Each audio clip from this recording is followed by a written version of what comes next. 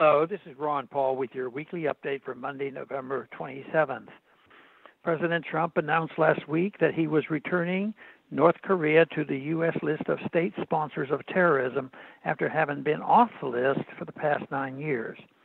Americans may wonder what dramatic event led the U.S. president to redesignate North Korea as a terrorism sponsoring nation.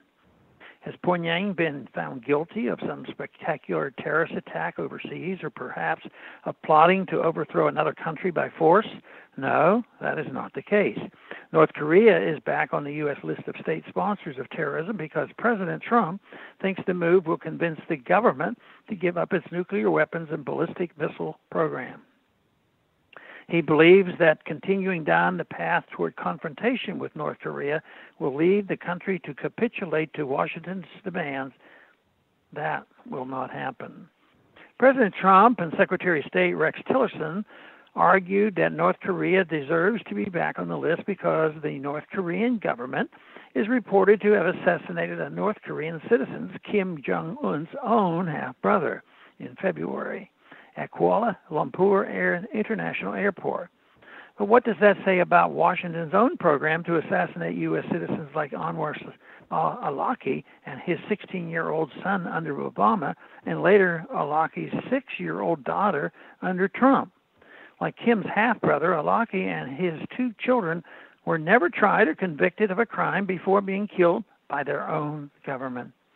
The neocons who are pushing for a war with North Korea are extremely pleased by Trump's move.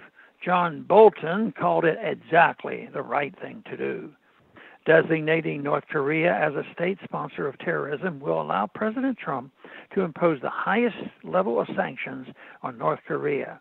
Does anyone believe more sanctions, which hurt the suffering citizens of North Korea the most, will actually lead North Korea's leadership to surrender to Washington's demands? Sanctions never work. They hurt the weakest and most vulnerable members of a society the hardest and affect the elites the least. So North Korea is officially a terrorism sponsoring nation, according to the Trump administration, because Kim Jong-Un killed a family member. Meanwhile, Saudi Arabia is in the process of killing the entire country of Yemen, and no one says a word. In fact, the U.S. government has just announced it will sell Saudi Arabia $7 billion more weapons to help it finish the job. Also, is it not state sponsorship of terrorism to back al-Qaeda and ISIS, as Saudi Arabia has done in Syria? The truth is, a state sponsor of terrorism designation has little to do with actual support for global terrorism.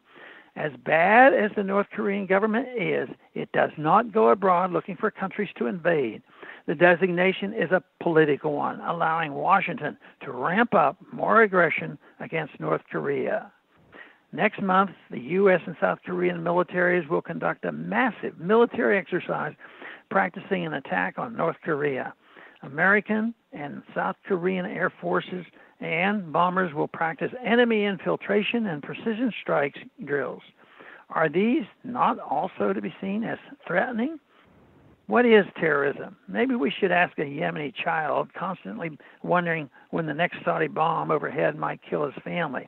Or perhaps we might even ask a Pakistani, a Somali, Iraqi, a Syrian, or other child who is terrified that the next U.S. bomb will do the same to his family.